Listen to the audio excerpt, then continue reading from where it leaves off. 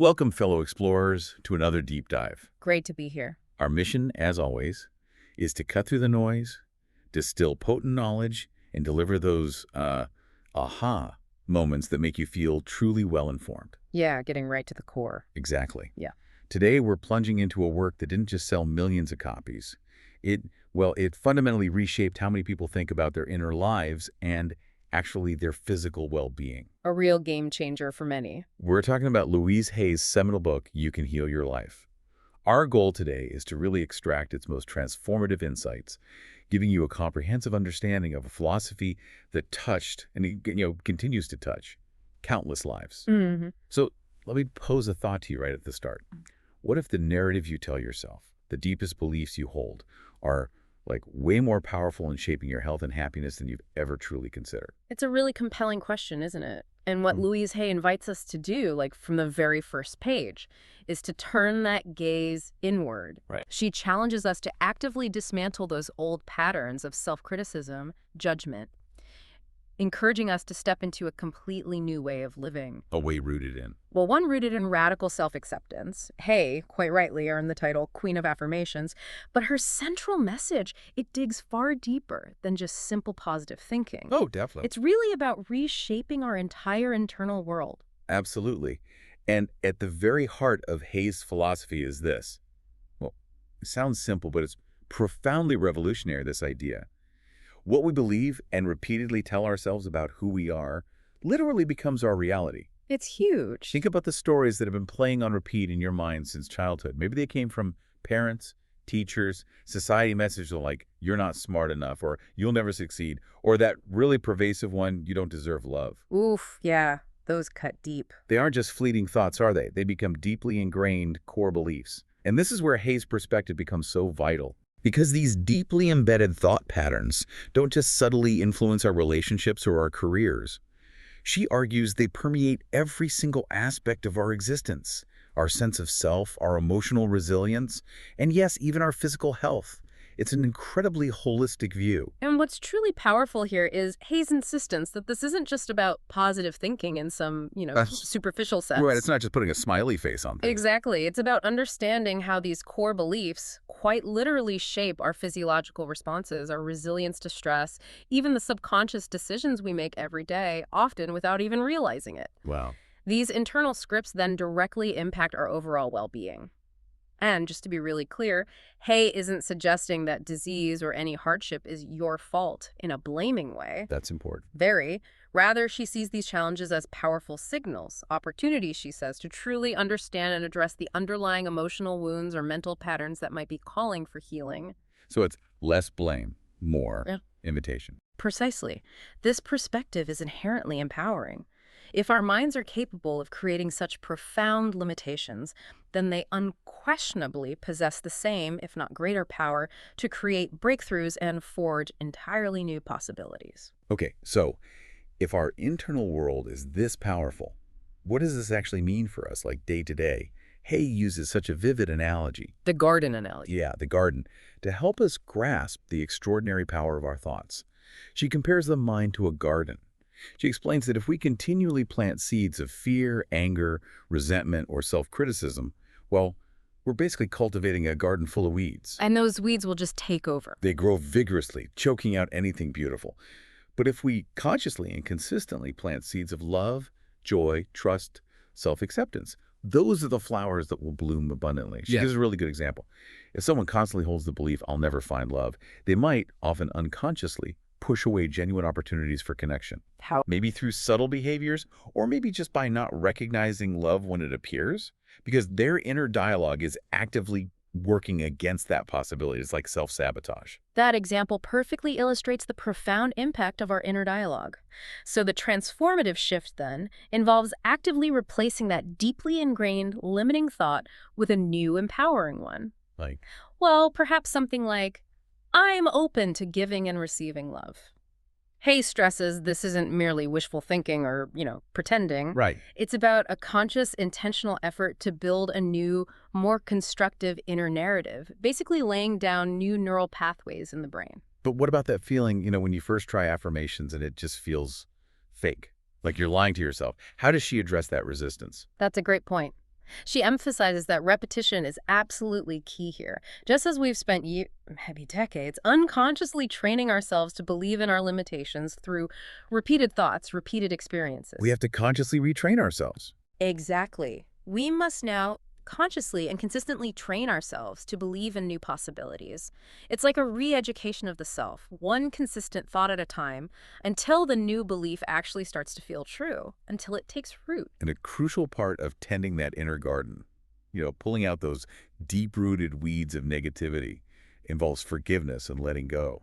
Which is often easier said than done. Oh, definitely. It's a struggle many of us face, sometimes for years. Hay offers that really powerful metaphor. She says holding on to anger or resentment is like drinking poison. And expecting the other person to suffer. Yeah. Right. But in truth, the person clinging to the grudge is the one who suffers most profoundly, often through chronic stress, bitterness, maybe even physical ailments. And she's very clear. Forgiveness does not mean condoning hurtful actions or forgetting what happened. It's about making a conscious choice to release the heavy burden of that emotional weight for your own peace and freedom. It's fundamentally an act of self-love, isn't it? It really is. Not a declaration of innocence for the other party. And building on that, something I find really striking in her work is the profound importance she places on forgiving oneself. Yes. That's huge. So many of us carry immense guilt over past mistakes, perceived failures, choices we regret, sometimes for a whole lifetime. Hay gently but firmly urges us to recognize that at any given moment in the past, we truly did the best we could with the awareness, the resources, the emotional capacity we had at that specific time. That's a compassionate perspective. It is. She stresses that clinging to self-blame just keeps us stuck.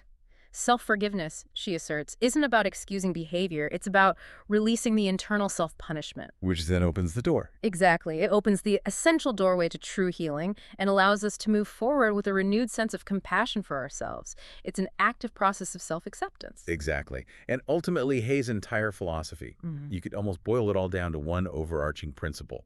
Love is the greatest healer. The absolute foundation. And for her, self-love isn't just a nice idea. It is absolutely paramount. It's about honoring who you are, like in your entirety, recognizing your inherent worth not as something you have to earn, but as something that just is. Right, as an intrinsic part of your being, and treating yourself with unwavering kindness, respect, patience. And when we genuinely cultivate that self-love, the effects are just far-reaching. It significantly diminishes, maybe even stops, our desperate need for external validation from others. Less people-pleasing. Totally. It ends cycles of self-sabotage, prompting us to make healthier choices for our bodies, our minds, our spirits. Love becomes this stable, radiant force within us that nourishes ourselves and then naturally extends outwards. Transforming relationships, transforming our experience of the world. Exactly. And to help cultivate that foundational self-love, Hay introduces a simple but incredibly powerful practice, one that often meets with initial resistance. You mean mirror work? That's the one. Mirror work. It involves looking directly into your own eyes in a mirror and affirming, "I love and approve of myself," or other positive statements. It can feel super awkward at first, can't it? Oh, definitely, even confrontational, because the mirror reflects back our deepest self-judgments sometimes. But by doing this repeatedly, Hay says, we begin to chip away at those ingrained negative self-perceptions. So it's like reprogramming. Essentially, yes. Gradually reprogramming the subconscious mind to accept our worthiness as a natural, undeniable truth. It's a direct, kind of unvarnished conversation with our inner self that, over time, can be incredibly liberating. That leads us perfectly into Hay's most famous contribution and probably her most widely recognized tool for transformation, affirmations. Right. Often seen as just positive self-talk. Yeah, but what is it about Hay's method that makes these simple statements so effective in reprogramming the mind? More than just, wishful thinking. Well, she describes affirmations as short, positive declarations specifically designed to counteract those deeply entrenched negative beliefs. The ones that keep us stuck. Precisely. And to create new, empowering mental pathways.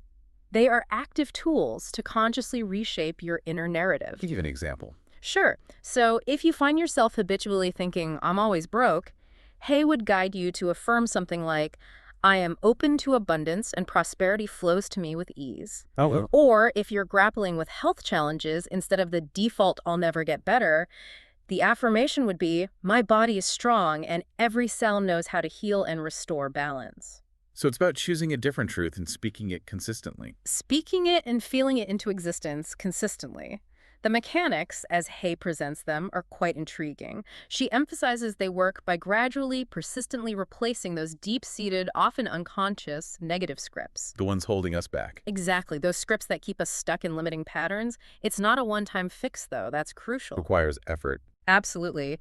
Hay insists on a combination of consistency, unwavering faith, or at least willingness and deliberate repetition. And crucially, not enough to just say the words mechanically. You have to feel it. You must try to feel the possibility of them being true, even if that feeling is faint at first.